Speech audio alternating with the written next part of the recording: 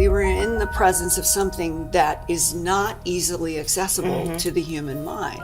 We're talking about something that might have been a Nikola Tesla dream. The discovery of a huge pyramid, perhaps 4 times the cubic volume of Cheops in Egypt, underground somewhere west of Mount McKinley. Linda, an investigative reporter for EarthFiles.com, is here today to share what she has learned about this truly strange anomaly. And the thing is, this is really coming new. I mean, you've been breaking this over the last couple of months, and you've done this incredible job on Earth Files of collating all the different testimony from as far back as what, 1959? Well, and the thing about it is that it really begins with the fact that in the first 2 weeks of June, I was in southern Turkey and traveled all the way to Göbekli Tepe with the idea that I wanted to know what it was like to be up close to those 19-foot tall pillars that we've only been hearing about probably since 2010 publicly, even though the excavation began in 1994 with the German archaeologist Klaus Schmidt. And looking at the fact that the hill is supposed to have 30 acres of these tall limestone pillars in rings all over it, of which they've only excavated 5%. I wanted to go with Robert Schoch, who is a geologist and did his PhD at Yale, and has been involved with Sphinx and Egypt and Yonaguni studies, and he took a group of us in Turkey to Göbekli Tepe. And I was there on the morning of June 13th with the sun on my back and very close to these tall limestone pillars, trying to get a sense of what are they? Why are there these rings of these pillars? And what struck me was that I and others, all you get is a feeling of alienness. You don't get a sense of why are they there. Robert Schoch, the geologist, said there's something about the shape and the thinness that struck him as being something like resonance, that they were made like antenna to vibrate. But whatever it is, we all agreed that we were in the presence of something that is not easily accessible to the human mind. And more than that, the Klaus Schmidt archaeology came to the conclusion that this was 12,000 years old through meticulous carbon dating, and then through soil studies, he's concluded that 1,000 years after all of these big stone rings were set over 30 acres of a hill, that somehow it was all buried. And this is the common theme now, as we're getting into this notion of buried the very artifacts. fact that it was buried. And when I got back to Albuquerque and did Earth Files and did Coast to Coast AM, I am laying out everything that we saw and experienced in Turkey and talking about this phenomena. How would you bury 30 acres of 19-foot tall pillars all in these rings? Did it take a long time? And if it did, why? If it happened in a short period of time because of an emergency, who could possibly do this 12,000 years ago? It was very clear that we were looking at keenly, beautifully, elegantly, almost you would use the word manufactured pillars, because some of these 19-foot tall, thin, had big animals coming out of them, and they're not glued on. It is as if they were made in one fell swoop of somebody's concept. So after reporting about this and leaving that question for Coast and Earth Files viewers and listeners, here we have one of the archaeological breakthroughs of all centuries. 12,000 years is more than double Mesopotamia and Samaria. Right. How was it buried? A week after I had done the broadcast, I had an email from a man named Doug Muchler. He had served for about 13 years in Army counterintelligence at Fort Richardson in Alaska.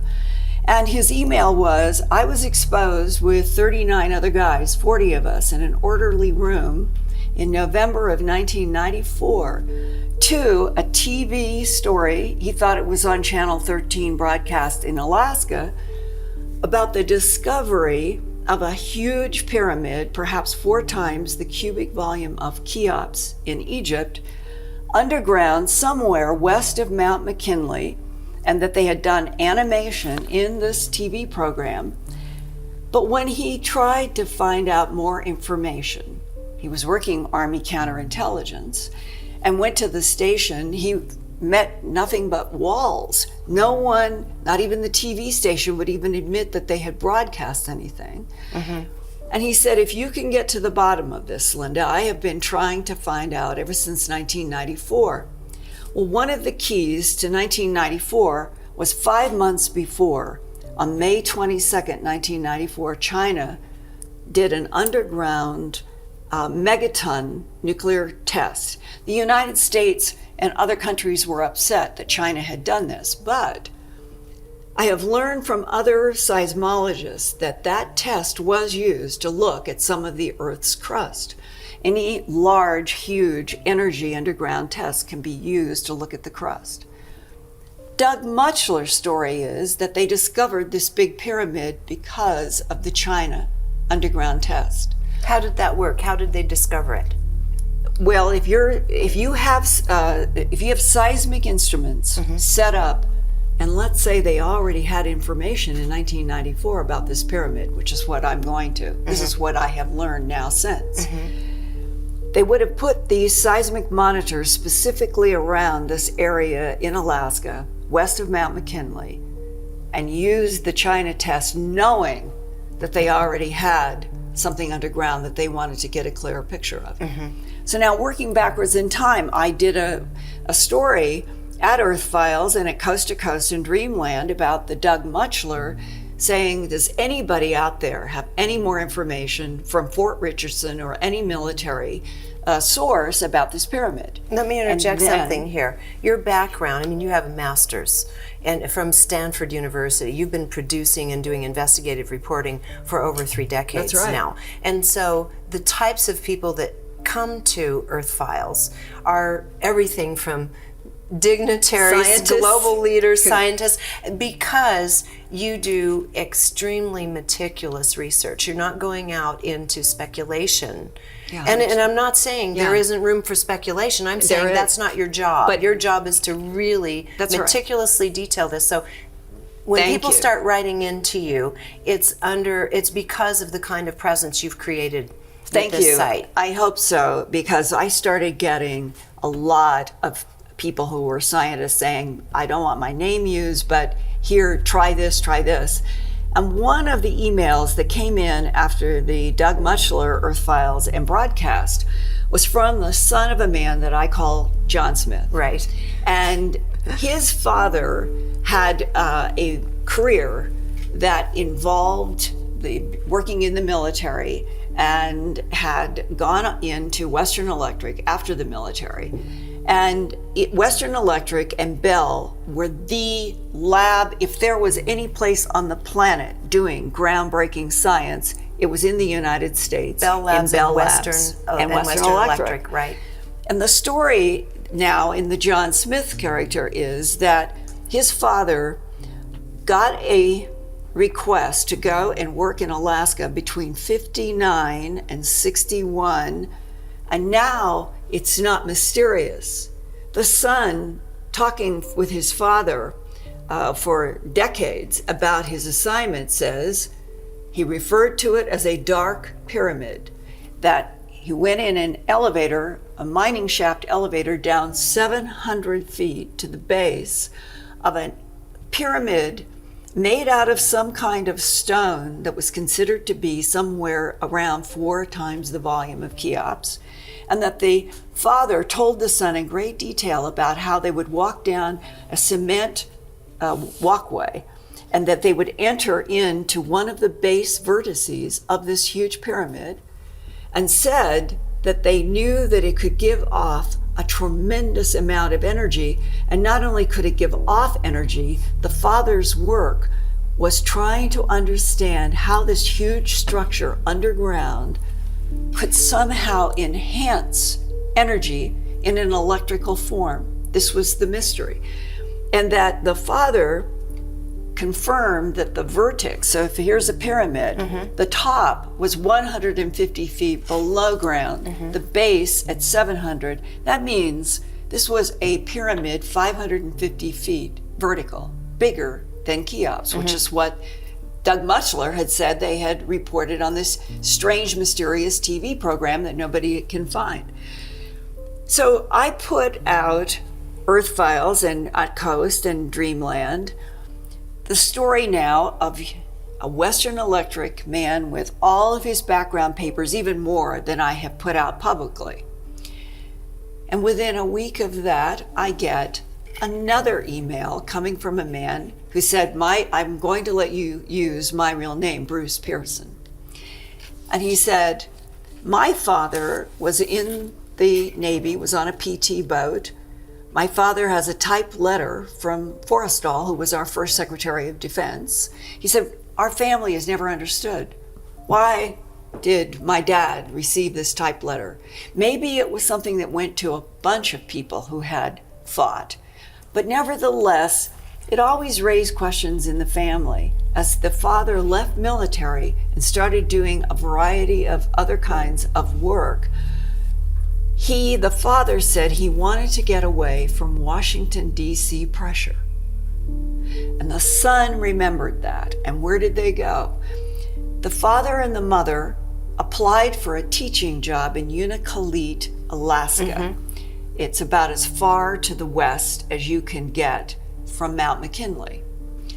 And the story is from the son talking with the father in great depth, and the mother is still alive and completely confirms everything that I've reported, and more actually, that the father, who kept in his hand in aviation from his military career, was in Unalakleet one day, and how he crossed paths with this helicopter pilot is still not quite clear. But the helicopter pilot and the dad talk about their PT boat days. They have both been little camaraderie was developing. Camaraderie. Yeah. And according to the son, and I have this straight from the wife, the mother, the father told them, the pilot said, hey, we're on a classified mission. But it was like, you've been in our shoes. Why don't you take a jump run out with us? We're going to be out 2 hours. They've told us we can't land. We can only drop off. We've got heavy cargo. And then we'll be back to Unalakleet and we'll have fun talking. And as they approached, and you could see Mount McKinley, which I now know exactly because I've had a helicopter go there, and I now know what it looks like from a helicopter in this place that we think is the anomaly. They lose everything. They lose their magnetic compass. Orientation. Yeah, everything is going crazy. And at first, the father riding in the back seat, even though the pilot had said we may run into something choppy when it starts happening, he says, don't worry. We've been briefed on this. We'll be able to get down, don't worry. And eventually, with all of this sort of flying blind, they were able to land and could see a Jeep that had a .50 caliber machine gun aimed at them. There were 6 men in black suits, no insignias, who came running. Inside of the helicopter were these 2 heavy cases, and the pilot had said he had no idea what were in them, but they were so heavy that when the helicopter settled just for the men to come in, the bases of the helicopter went out. There was so much weight in these 2 heavy boxes. 6 men pull off, and they say, stand by. And they had it was kind of like a hose that was on the back of this Jeep where the .50 caliber was. They refueled and told them they had to keep the rotor blades going. And so they refueled and took off. Now, what did the father tell the son that I've interviewed that he learned from that pilot about what in the world was there under that kind of security? It is a pyramid made out of stone, thousands of years old, the maker is unknown, and that we know, meaning our government, the US government, has learned that it can give off enough energy to power the nation of Canada.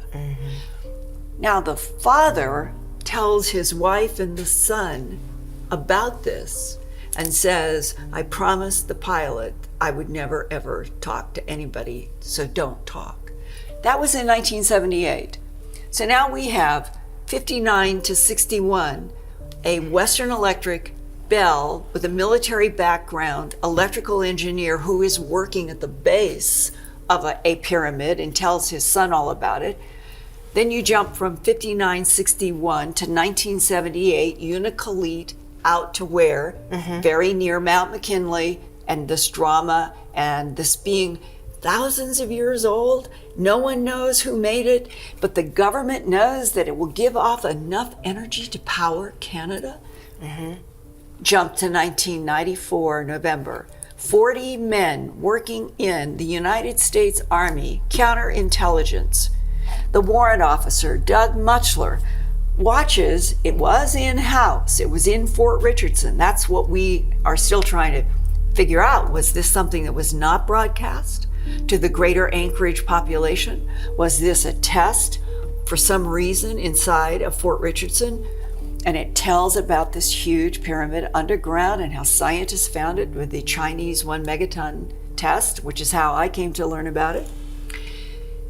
And since I have done that interview and have been unfolding this story, what is beginning to come forward to me are other stories that I still do not have hard fact, but are suggesting that all over the planet, that there are pyramid structures that once upon a time, as the pilot of that helicopter told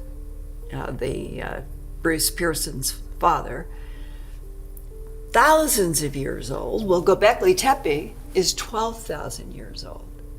And Göbekli Tepe has an alien quality to it that you cannot imagine. Right. Hunter-gatherers taking blades and making Göbekli Tepe. Right. So who was on this planet terraforming? I mean, they're in China. 12,000 years ago. Central America, South America, Mexico. They're everywhere. And if what that pilot said is true, that our government knows that they can give off enough energy to power Canada, what in the world must this planet have looked like? Whether it was 12,000, 20,000, 50,000 years ago, we're talking about something that might have been a Nikola Tesla dream. Pyramids around this whole 25,000 mile circumference planet that would have provided wireless, free energy. If you enjoyed this, make sure to watch the next video on Awaken Zone. Don't forget to subscribe and hit the notification bell, but you won't want to miss what's coming next.